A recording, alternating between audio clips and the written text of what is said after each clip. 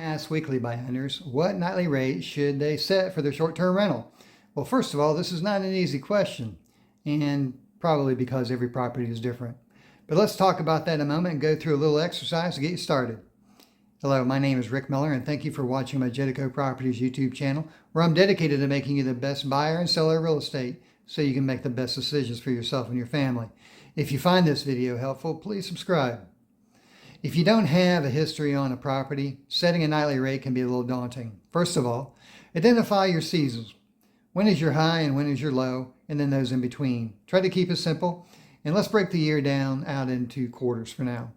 Choose your geographical location, pare it down as specifically as possible, all the way down to the neighborhood or even the street if you can.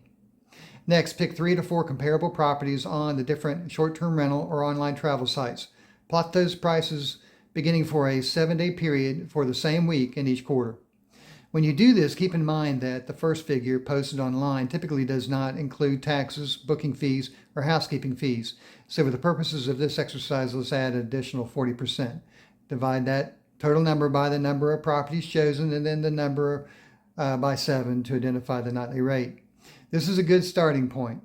Regardless, it is tough to predict how often each month your short-term rental will rent, and knowing what kind of revenue it will generate. In my market, the average length of time the property is occupied is roughly 16 days a month. Obviously, it will be slow going in the beginning until you get a little traction or word of mouth and post reviews on whatever booking platform you decide to use. Advertising a discounted rate in the beginning can help a lot with that. I'd like to be more specific, but because every property and every market is so different, not to mention all the other economic variables to consider, like the weather and maybe even the days of the week, to get precise is tough. But for me, in all honesty, it's something I have to look at every day. I know a lot of property managers use and promote dynamic pricing algorithms, and those are helpful, but they're only part of the puzzle. Being physically present and involved in the market is really a must. But still, we need to start someplace.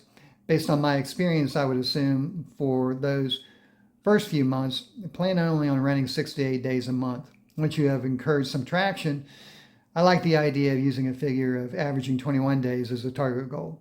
Try this, monitor it closely, see how it works for you. Over time, you should be able to detect trends that you can adjust for accordingly. And that was a lot. I'll have more videos coming out soon to break a lot of this down. So subscribe and you'll be notified when those videos do come. I hope this was helpful. Thanks for watching, and give me a call if you need a realtor or a property manager here on Hilton Head.